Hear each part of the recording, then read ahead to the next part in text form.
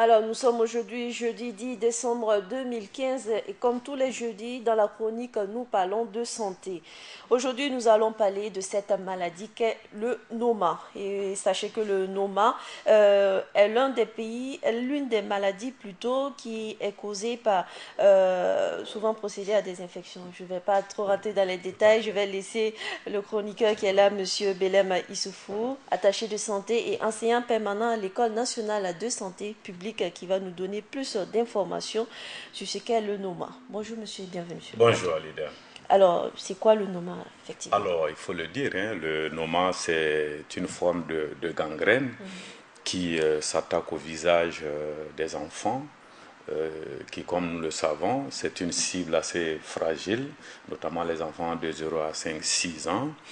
Et il faut dire que le terreau de cette maladie-là, de cette affection qu'est le noma, c'est la pauvreté, les conditions de vie difficiles. D'accord, c'est comme je voulais le dire tantôt, le Burkina Faso est l'un des pays les plus démunis au monde. Beaucoup d'enfants souffrent de malnutrition. C'est d'ailleurs pour cette raison que les autorités en ont fait leur priorité. C'est de cette pauvreté que se nourrit le Noma, comme vous Tout venez à de le fait, dire. en effet. Quelles sont en ce moment les causes? Alors, les causes sont, si vous voulez, c'est vrai que, comme nous l'avons dit, le terreau, c'est la pauvreté, mais il faut dire que le noma survient chez ces enfants qui sont dans une situation nutritionnelle assez délicate, notamment la malnutrition. Vous savez que c'est un élément assez important ici, c'est une préoccupation des autorités, vous l'avez souligné d'ailleurs. Et puis, chez ces enfants-là, lorsque l'enfant quand il est malnutri, affaibli par cet état, euh, les infections, n'est-ce pas? Et puis, disons, la tuberculose, l'immunodéficience, et un certain nombre de facteurs qui fragilisent l'enfant et, n'est-ce pas, qui préparent cet enfant-là, si vous voulez, à cette infection qu'est le noma. D'accord. Alors, comment la gangrène s'installe? Vous en avez parlé tantôt. Tout à fait. Alors, il faut dire que déjà la cause n'est pas totalement déterminée, mais cela commence par des actes, si vous voulez, c'est des petites plaies qui sont au niveau de la bouche. Et comme on le sait, hein, lorsqu'il y a une plaie, c'est une voie, n'est-ce pas, favorable pour les infections. Voilà, tout à fait.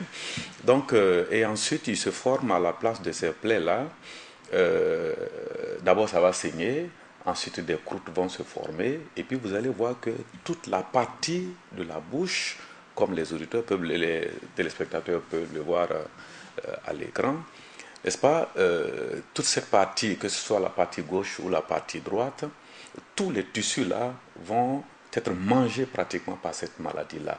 Donc vous allez voir une sorte de béance, n'est-ce pas, à la place, et ce qui va faire que les dents, les mâchoires vont s'accoler, d'où la difficulté alimentaire.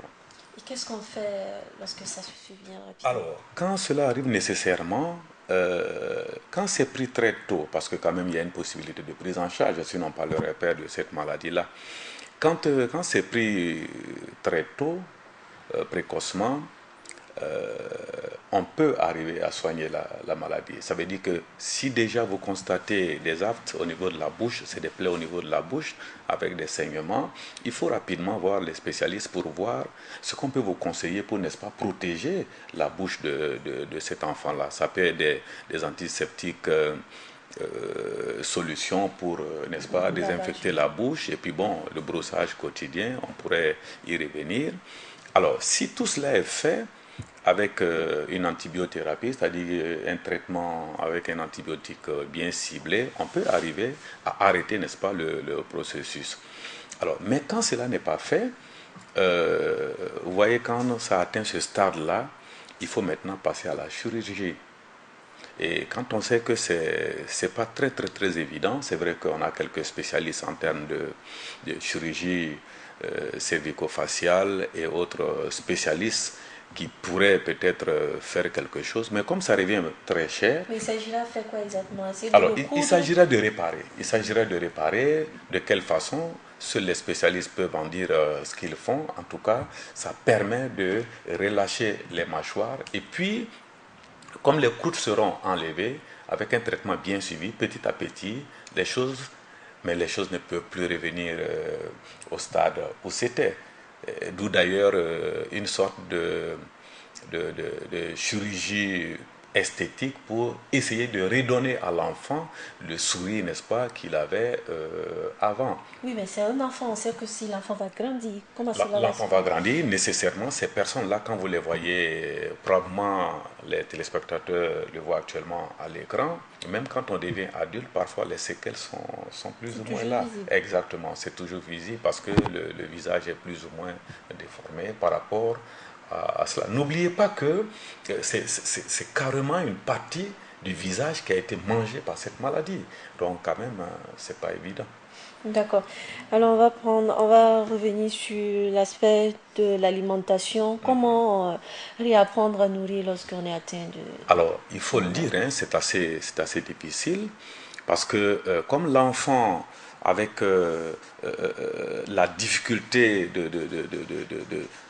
il a la difficulté d'ouvrir la bouche, ça c'est clair, parce que bon, les mâchoires sont plus ou moins accolées à cause justement de cette gangrène-là.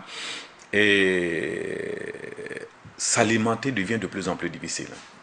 Et comme l'enfant, il se replie, il va se replier sur lui-même, il est plus ou moins démotivé, il peut même refuser de manger. Voilà, parce que ça devient de plus en plus douloureux. Donc, nécessairement, il se laisse pratiquement sous-alimenter.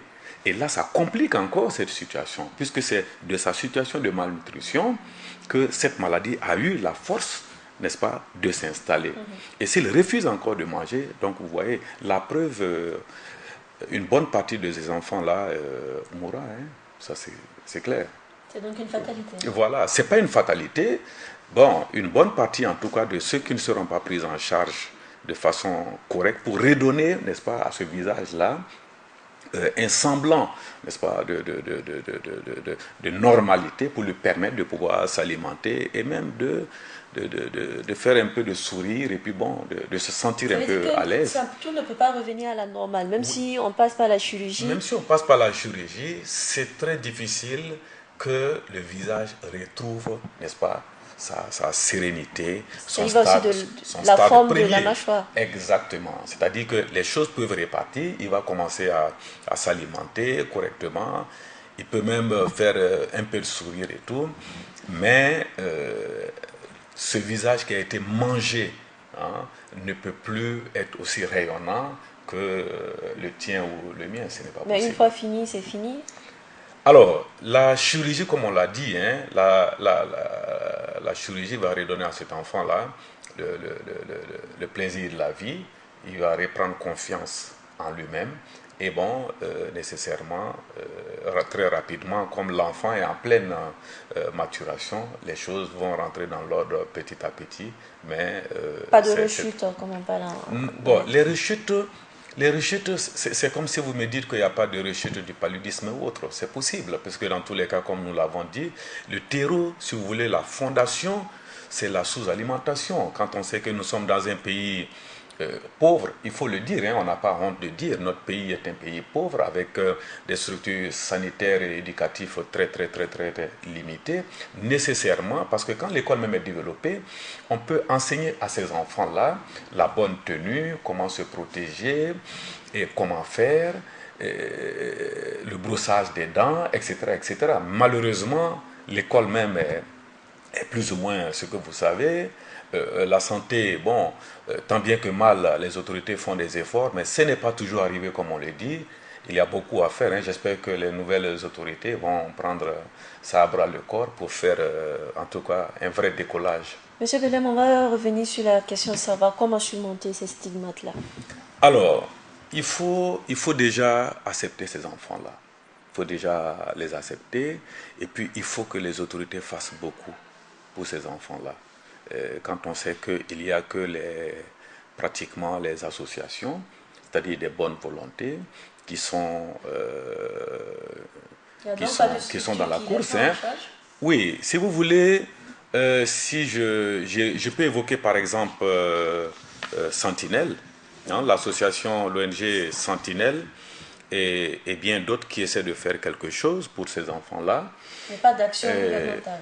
Action gouvernementale, je dirais pas non, parce que quand on sait que même les missions qui viennent, même si ces missions-là viennent au compte des ONG comme Sentinelle, quand même, ces ONG-là et ces personnes-là, ces ressources, ces personnes ressources-là viennent dans le pays grâce à l'autorisation quand même de nos autorités. Parce que quand ils viennent, souvent ils utilisent nos plateaux techniques pour pouvoir... Oui, mais qu'est-ce que vous voulez si vous connaissez la situation de notre pays? Ils viennent en mission, ils font les interventions et puis bon, ils repartent chez eux parce que eux quand même, ils ont beaucoup de spécialistes et puis bon, le don de soi est très développé. Et chez nous, c'est pas que ce n'est pas développé puisque il y a Sentinelle et bien d'autres ONG qui le font, mais il faut reconnaître que c'est très très très difficile, les moyens étant limités et puis vous le savez, hein, tout est priorité dans notre pays. Voilà. Donc on ne peut pas mettre la balance d'un côté et laisser l'autre. Mais on espère toujours que les autorités nouvelles, en tout cas, vont prendre la santé, parce que d'ailleurs, vous le savez, tous les candidats en ont parlé. Hein. Chacun a fait cas de la situation de la santé, etc. J'espère seulement que le président nouvellement élu, le président Roch, fera tout pour que la santé puisse repartir sur de nouvelles bases. Merci à vous, Monsieur Belem, d'être passé sur ce plateau. Mesdames et messieurs, c'était donc la chronique du jour. Il était question de parler de cette maladie, Monsieur Belem. Tout à fait, le noma. Le noma. Voilà, qui est une gangrène, en tout cas, du visage. En tout cas, merci aux téléspectateurs et surtout, prenons soin de nos enfants, car c'est le futur.